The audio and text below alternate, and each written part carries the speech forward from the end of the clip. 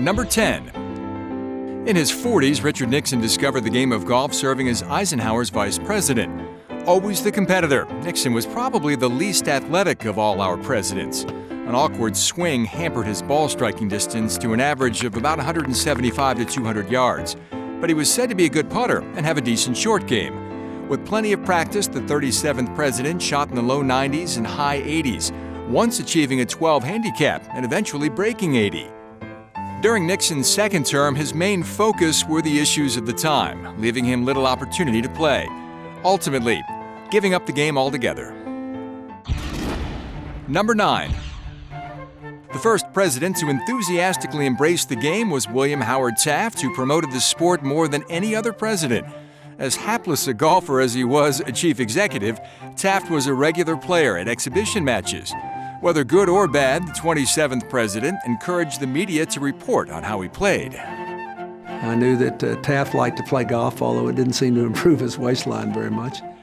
Despite being a large man, Taft was a decent golfer, sporting a 20 handicap, and insisted on recording every stroke on a hole, even if it was a 27.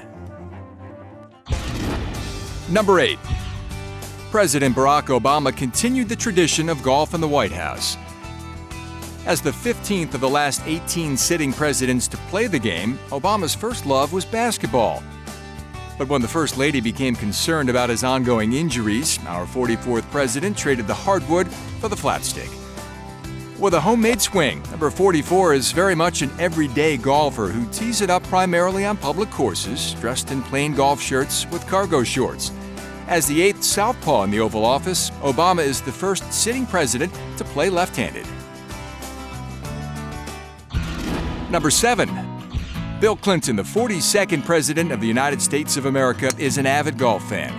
When he took office in 1993, Clinton reaped the benefits of his honorary membership to the Army-Navy Country Club.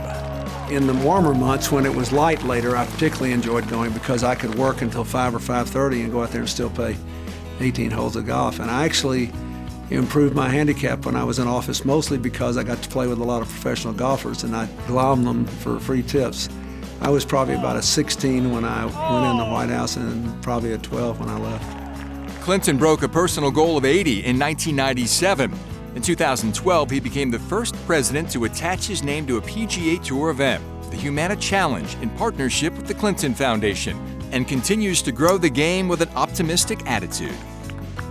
You know, that's a great thing about this game. The bad days are wonderful. Number 6.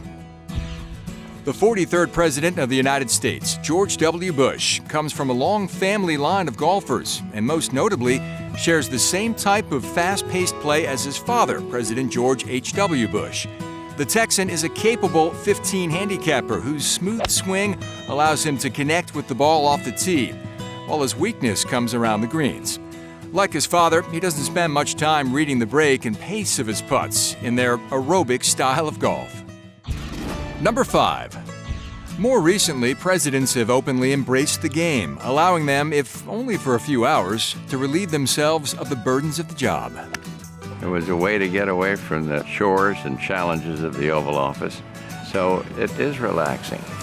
I loved playing when I was president. I like playing with the good players because you kind of have in the back of your mind the hope. Geez, if I could just swing it like this guy. George H.W. Bush always raced through each round, once setting an 18-hole presidential speed record of 1 hour 51 minutes with a foursome. His love for the game will forever connect him to the sport.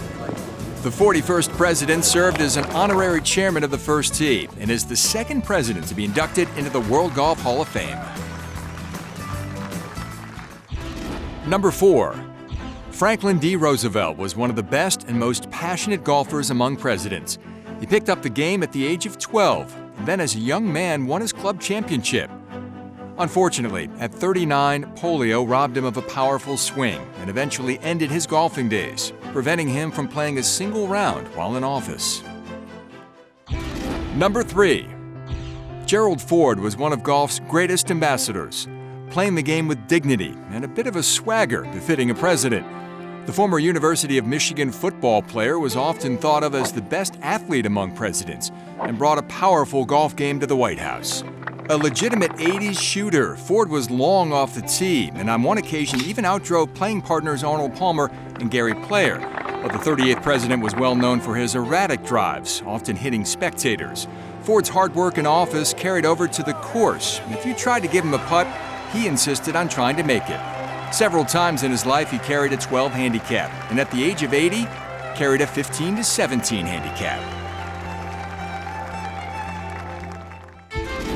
Number 2. No president was linked more with golf than number 34, Dwight D Eisenhower. At the young age of 37, then General Eisenhower picked up the game. His passion for the game soon followed him to the White House. Golf has always been a sort of a White House tradition. There have been presidents playing for the last 100 years. Certainly the most prominent one was Dwight Eisenhower, who actually had a putting green built outside the White House. Ike was known to put on his golf spikes at the end of the day and walk around or go out and swing a set of clubs, and he left spike marks all over the wood floors of the Oval Office. During his 8 years in office, Eisenhower played more than 800 rounds. A majority of them took place at Augusta National. Ike also developed a strong relationship with Arnold Palmer. Mr. Eisenhower really loved the game, and Arnold could see that, and they struck up a wonderful friendship and was instrumental in making golf more mainstream. He had golf and he used it for everything that it was worth. He needed golf, and frankly, golf needed Ike. Number 1. John F. Kennedy is widely regarded as the most skilled golfer of all the presidents, but for the most part, kept his passion for the game out of the public eye in an effort to distance himself from his predecessor, Dwight D. Eisenhower, whose passion for the game knew no bounds.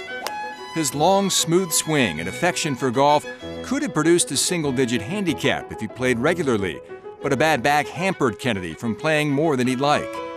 With his natural talent and fierce competitive ways, the 35th president at best got his handicap down to a 7 or 10, the lowest of any president of the United States.